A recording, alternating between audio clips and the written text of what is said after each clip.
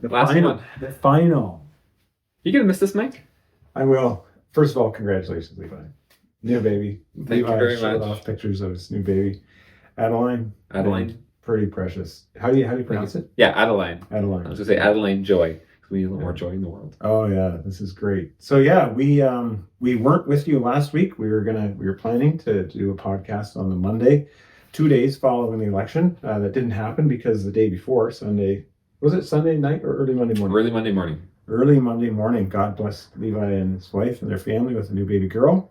So super exciting and perfect reason not to have a podcast. Yeah, well, we also didn't even know the results of the election yet. Exactly. So anything we talked about would be kind of like, well, I guess it would still have been interesting and informative for all of you to know a little bit what was going on, but it's not like we would have much solid to be talking about.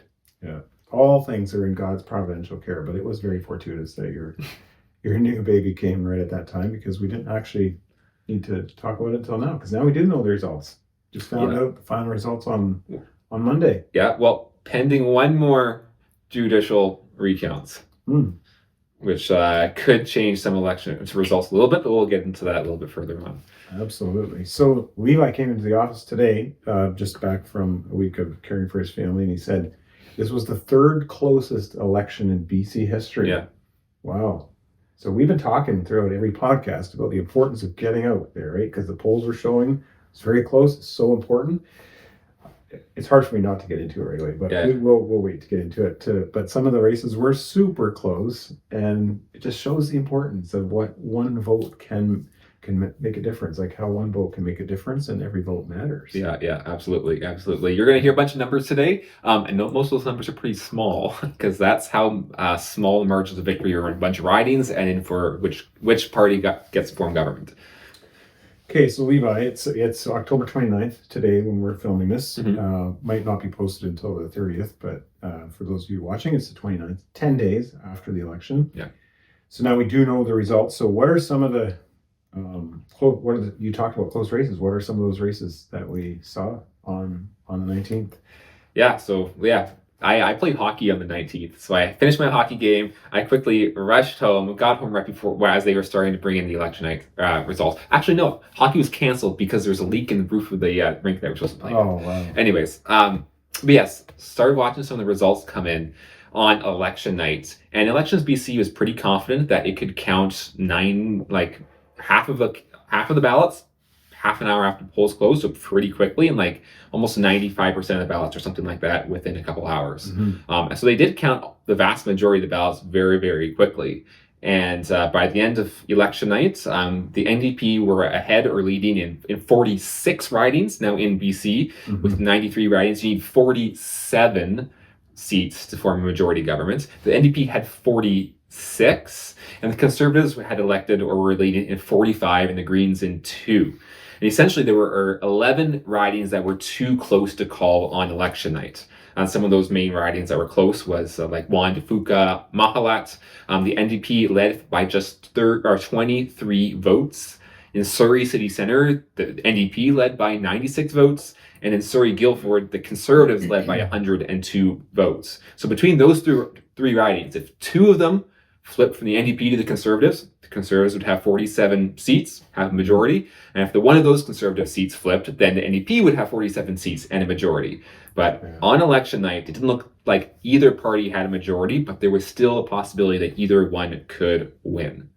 So nail-biter election was quite reminiscent of 7 years ago in 2017, where we also had the BC Liberals and the BC NDP win less than majority government.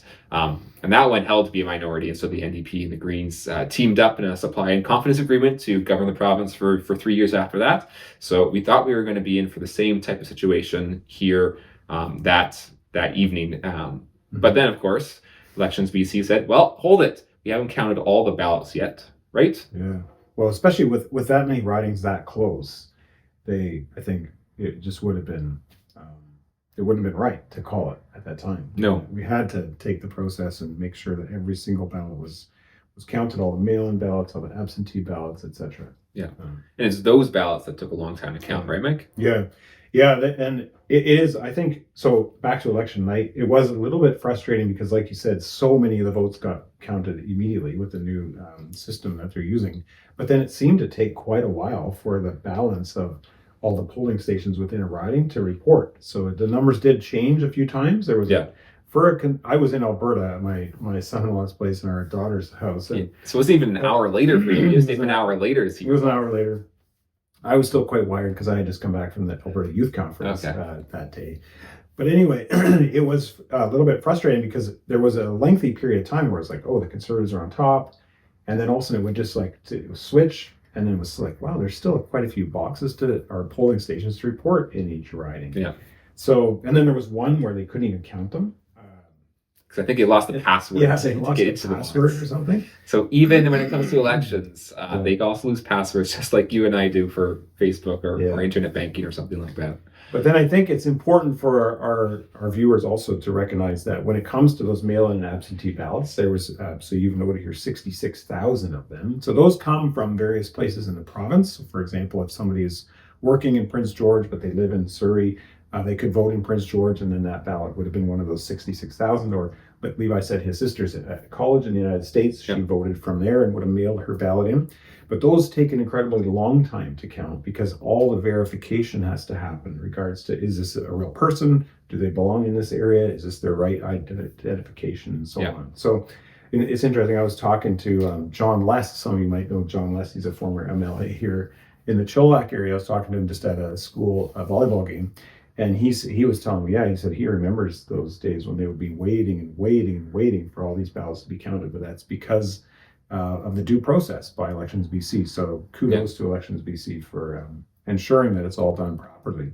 But that's why it took a whole week for us to go from election night, actually longer than a week, 9 days, from the 19th to yesterday, which was the 28th. Yeah. So that'd be 9 days to get the final results tallied. Because like you said, they had 66,000 mail-in ballots to count.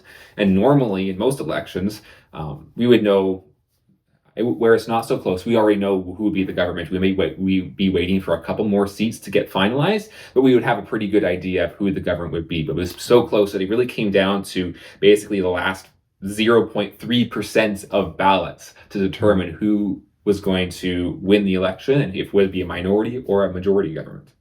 Yeah. And some of those numbers, like you said off the top, Levi, are pretty small. Yeah. Maybe share with us a little bit about some of those differences.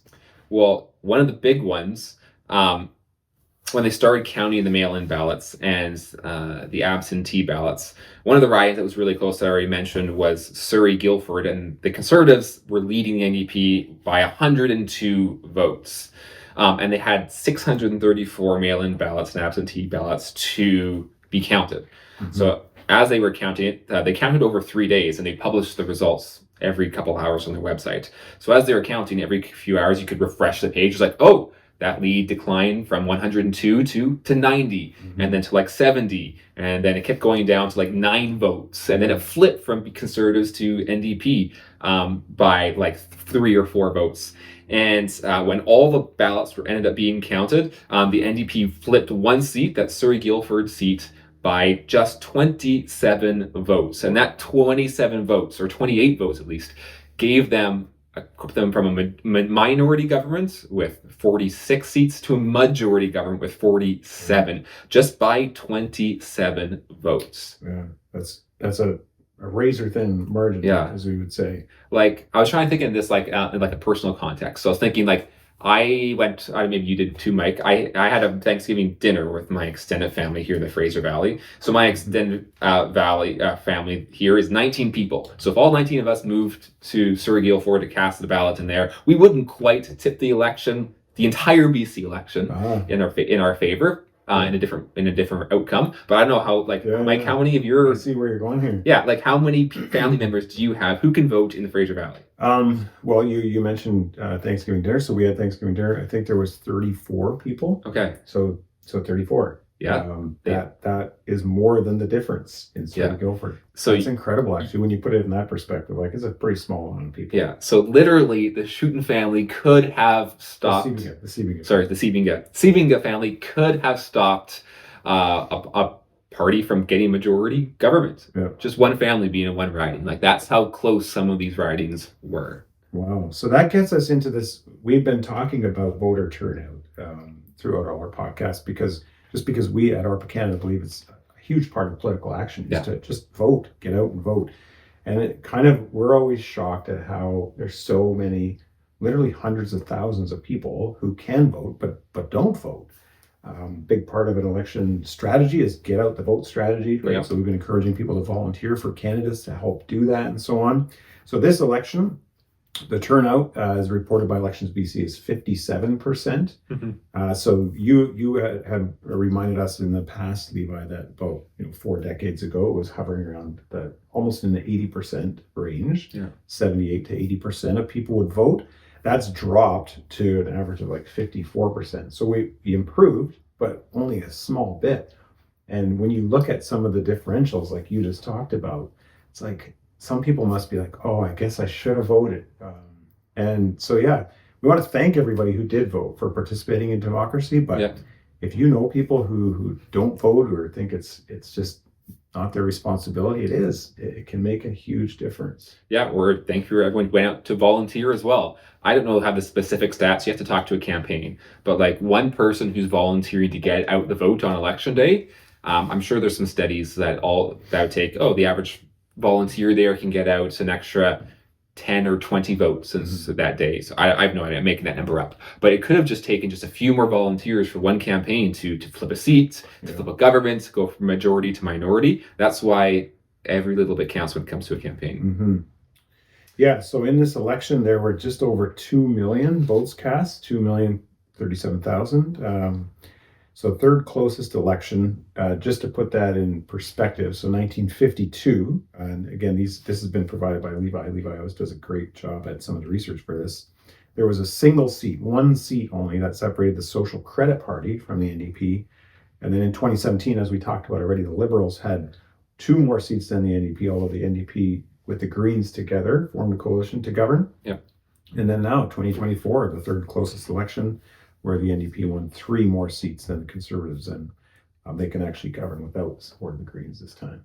Yeah, for now. I was just saying it to Mike, though, before the podcast started, though, that all it takes is for one NDP MLA to get sick and not show up to vote, or for one of them to get something more serious happen to them, to resign, to pass away somehow, and then instantly we'd be back into kind of a minority government situation. Yeah. So it is like the razor thinnest of electoral victories for the NDP, and that could change. There's oftentimes between elections MLAs that resign, they go on to other things, some pass away sometimes.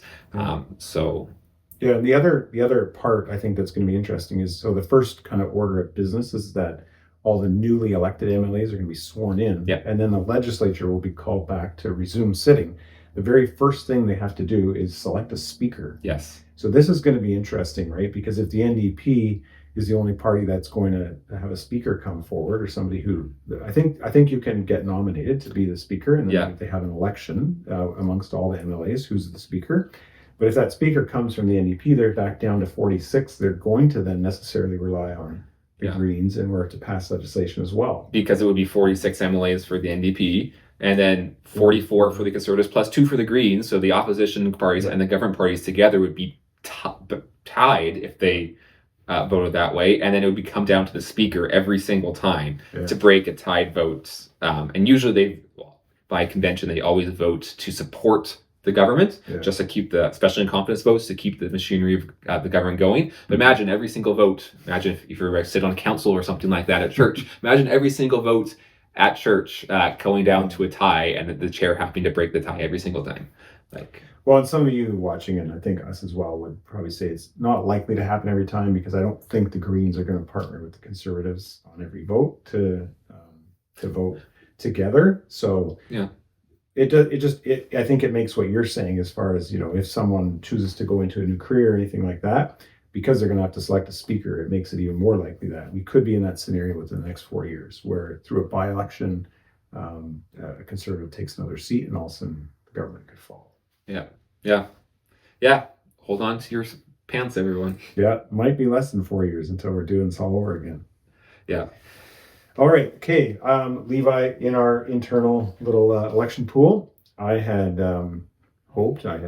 thought that two independents might take a seat. And that was because of the higher number of independents, many of them former BC United candidates who ran. They didn't. The 2 was reserved for the Greens this time. The Greens got 2 instead of the independents. But the independents still played a massive role in this election. When you were away, Levi, I filmed a quick update where I kind of hinted at one of those threads. Okay. When it came to the mayor of Lumby, Kevin Acton, that's right.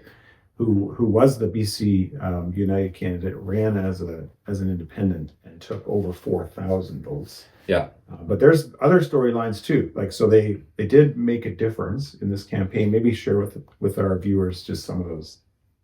Yeah. I mean, I think it might be exaggerating that they played a massive difference in this election, but no doubt they did make a difference, even though none of them got elected. So, like you said, a lot of those big names, people who were BC United MLAs, even one BC NDP MLA who got kicked out of his caucus and ran as an independent, they all ran again, but none of them came actually even really close to being reelected because they were all running in areas that were like staunchly for one party or the other. So, for example, the independents that got the most votes was Tom Shapitka in the BC Interior. He got almost 6,000 votes, but he was still thousands of votes short for beating the Conservative Party candidate there. So none of them got elected, but as you said, Mike, in some of the close race, they did make a difference. Mm-hmm. So earlier today, I was going through the results of each riding, and there were 8 ridings in which the number of votes the independents got was greater than the difference between the NDP or the Conservative candidates. In other words, if all those votes the independent candidate got went to one party or the other, it could have changed the outcome of that seat. Mm-hmm. Now, as I was going through, I was just noticing, okay, so for example, in some of the ridings, a Conservative candidate won, but there was a former BC United candidate running, and whatever votes that BC United candidate got, likely, if he had been running, would probably more likely go to the Conservatives than it would be the NDP. So in those cases, probably nothing would have changed if you took that independent out of the equation. Just the margin of victory would have been greater. Yeah, probably. Yeah. But there were 2 ridings in particular where it's likely that the independent candidate took supports away from the Conservatives and allowed the NDP to win those ridings. So one example is the one that you said, Vernon Lumby, where the former mayor ran there. And he won, he got, I think you said, like 4,500 votes. Mm-hmm. And the margin of victory was something like, I have it down here, was 477 votes. Mm-hmm. So even if the Conservatives got a few more of that independence votes, if that independent hadn't run, then they could have won that riding. And there was another one, Richmond Steveson, where another former BC United candidate ran, got 2,300 votes. Mm-hmm. The margin of victory was less than 500. And it's possible that if that candidate had decided not to run, that the Conservatives could have won that seat. And if both of those independent candidates didn't win, 2 less seats for the NDP, 2 more for the Conservatives, and that would put it for 46 for the Conservatives, minority for the Conservatives, 45 for the NDP. Yeah. So still a minority in either way, but it would have changed which party got the most number of seats. So anyways, they did definitely make a difference, but none of them were elected. Yeah, but so not a major difference, but a difference that's noticeable, especially when the margins are so close, right? Mm-hmm. You know, the numbers we talk about, over 2 million votes, and some of these things coming down to like dozens, if not hundreds of votes separating individuals is quite something. Okay, so Levi, the BC election was the first of 3 provincial elections to happen. It's actually been 4, but yeah, finish. They had Nova Scotia. Yeah. That's right. They called an election in Nova Scotia. So there was 3 we knew of. It was the first one, and the results we received on the day of the last one. So in between was New Brunswick, and then Saskatchewan was yesterday. Yeah. So Saskatchewan, Scott Moe received another majority mandate, although less seats than they previously had. New Brunswick went Liberal again. Blaine Higgs, the incumbent premier, and the Progressive Conservatives there lost. So yeah, what are we noticing as far as are there patterns we can see from that? Obviously the Mhm. Conservatives went from 0 to or 2 at the election call, 2 seats to 44 seats. They Mhm. lost in New Brunswick. They Yeah. won again in Saskatchewan. Yeah. Anything that we should be seeing here as far as, yeah, especially as it relates to issues that ARPA would deal with? Yeah, because I had this question from someone. They were wondering, it's like, oh, just taking a stance on, for instance, the issue of SOGI or gender identity in schools or medical transitioning. Did that impact the results of any of the elections? And my instinct or my reading situation is that people weren't really caring too much about specific issues or even which party was in power, but they just cared more about getting rid of kind of the current government, the incumbent government. And the reason I say that is because we have 3 provincial elections. In 2 cases, or 1 case, a conservative right side of the party, the PEC spectrum party won. In 2 cases, 2 left of center governments won. Mm-hmm. So it wasn't all going to the conservatives. It wasn't all going to the left side of the political spectrum. So it wasn't that people were all conservative or all liberal or NDP this time around. So that's not the explanation. But in all 3 situations, the party that was in power lost a significant amount of ground. You see that the most in New Brunswick, where the Blaine Higgs government lost kind of surprisingly bad to the Liberals there. I listened to a podcast all about the numbers. It's called The Numbers. It talks about polls, and they kind of project or see where political parties are going into elections. And they thought, like, oh, there's no way that the Saskatchewan election will be close because the incumbent Saskatchewan party is doing very well. But that ended up being a lot closer than people had envisioned leading up to there. So again, the Saskatchewan party, the incumbent government, lost a fair number of seats, although they did get reelected. Mm-hmm. And then here in BC, we knew it was going to be close heading into the election. But if you go back a year ago, people thought that the NDP government was going to cruise back to potentially a massive or a super majority here in British Columbia. That obviously didn't happen, and they too lost seats. Yeah. So kind of, I think the biggest takeaway I think that come out from all 3 of those elections is that people don't really like the job that the governments are doing, regardless of whether they're conservative or liberal or NDP, and they're ready for a change. Now, obviously here in BC, not enough people were ready for a change for us to actually have a change in government, but that's what I kind of see going around across the country. Yeah. Yeah, I know you and I have talked before about we as Christians, especially in politics, need to always be optimistic. So I'm looking for something positive here. You can argue with me if it's maybe not the right message to see here. I do agree with you in the sense that governments more often get voted out than voted in. So that goes along with what you're saying. Yeah. But I think that there are people who are starting to recognize that some of the policies that progressive or left of center governments have been putting forward are actually not bearing the kind of fruit that they hoped they would see. And there's a bit of a reawakening to that in a sense. I think that so that's one thought. The other one is that there seems to be a growing divide between urban and rural. Like if you look at the electoral map now of BC, it's very much, Surrey West, and the island that is orange, and the rest of the province, aside from Burn and Lobby, which we talked about, is blue. In Saskatchewan, we won't talk too much about that, but I do like that province. There's 31 seats that are rural, 30 that are urban. Yeah. Right? The NDP almost took all 30 in Saskatoon and Regina. So it's like, wow, there's a huge split between. Yeah. There always has been to a certain extent, but I think it's being manifested a bit more in these latest provincial elections. Yeah, I think that second point is definitely true. And taking the politics outside of things, I'll go on a little bit of a tangent there, but it always makes me think a little bit more of the mission field. Is that it's always the rural areas, or even this part of the Fraser Valley that has a lot of Reformed Christians, for example. And by and large, almost everyone in the Reformed community that I know of lives in the rural or suburban areas of the country, and very few live in downtown Edmonton or downtown Vancouver or downtown Toronto. We're all in the suburbs or the rural areas. So we see that politically that there's differences between the urban areas and the rural or suburban areas. But even at the terms of the percentage of people who are Christians, you see that divide as well. Yeah. Yeah, we better be careful because it sounds like we're starting a new podcast series if you keep going on this. So let's move on to, elections over now. We know what the makeup is of the BC legislature. 47, 44, and 2.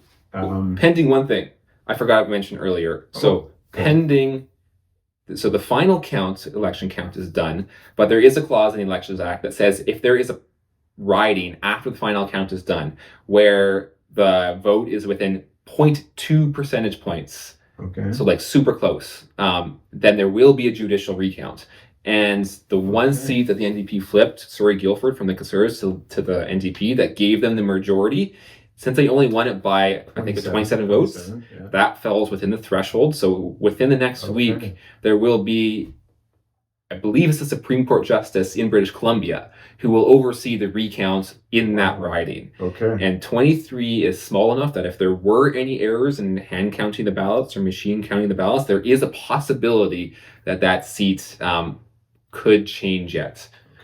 So it's not 100% sure that we know the final results. The drama, but it's like 90. Yeah, it's like it's never ends. So whether you like this or not, it's still going on for a little bit longer. But yeah, we almost for sure know the results. So continue. Yeah. So because this is the last in the series of podcasts we're doing, what can we look forward to now? What should Reformed Christians be busy with? Where to from here in the province of BC? Yeah, well, I mean, I'll just offer like a quick comment on kind of all the parties here in British Columbia. I mean, for the NDP, if they do come up with a majority government, then we can probably expect things to continue on how they have been in the last 4 years and what they promised in their election platform. They should have the ability to bring into fruition, whether that's good or bad. The Conservatives, of course, they lost by a razor-thin majority, or razor-thin margin.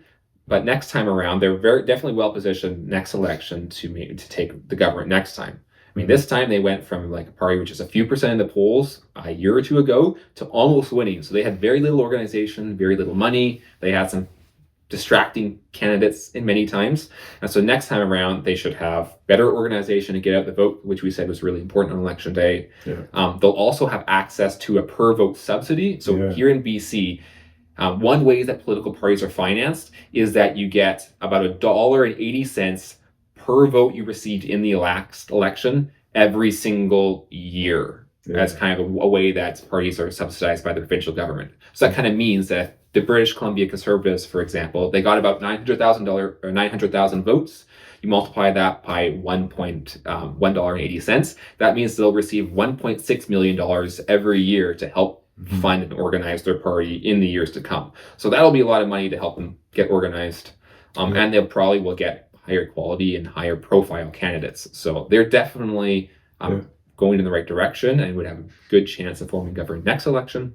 The BC United, their future is kind of still up in the air as far as I know. Like they're still technically an official party, even though they didn't run any candidates this time. So I believe what they have to do, they have to make a decision according to election law. They either have to run candidates in the next election and continue on as a party. I believe that's how it works. Or they decide we're just going to deregister and go away, and it's just going to be officially the Conservatives on the right side of the political spectrum. So that's something that I'm going to keep looking for. And then finally, just the Green Party, they won their 2 seats, but their leader, Sonia Furstenau, did not win a seat. But she said she's going to stay on as a leader, which is really unusual because usually party leaders want to have a seat in the legislature because that's where the important things happen. That's where they have debates. So I'll be really curious to see how the Green Party kind of organizes themselves with having 2 MLAs, but their leader not being in the legislature and probably not going to be in the legislature anytime soon. So that's going to be interesting for them. Okay, a number of things to watch for sure as we move forward. We do want to kind of wrap up by making sure that we all have a good, healthy, biblical Christian perspective on this and what's going on government, how governments are instituted by God, even this NDP government that we have now. We need to respect them. We need to engage with them. I think that there are some things that the NDP signaled during the election where they're recognizing, maybe harm reduction, for example, is not the way to go, or maybe finding a better way to care for those who are disenfranchised and living on our streets. I think those were good things that we can certainly encourage them to do. But I think more importantly, we have to continue to be in prayer for those who are leading us. We need to pray for Premier Eby, for the cabinet that he has to choose. He has to choose a cabinet. Pray for the opposition, that they would go about their work diligently in holding the government to account. And I think we always talk about this, right? Relationships first, policy second. Like, we are very possibly at the beginning of 4 more years at the NDP.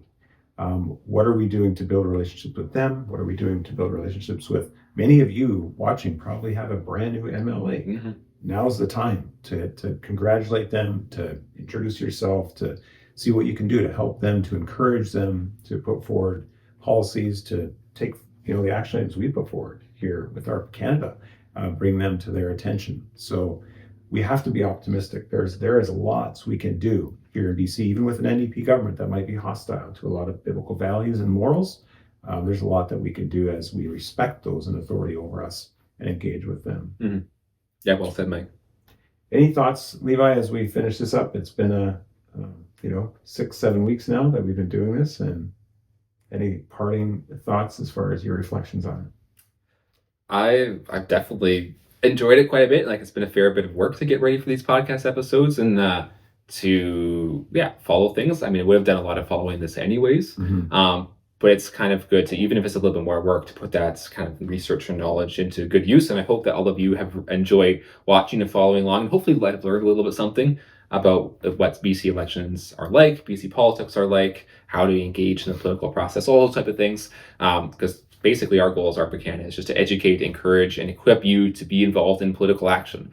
That happens throughout the entire time, but elections, it happens quite a bit. And now that the election's over, on myself, some of my colleagues as well, we're going to focus on bringing a biblical perspective to our civil authorities. That's the second half of our mission. Yeah. And with those authorities elected, it's time to bring a biblical perspective to them on all sorts of different issues.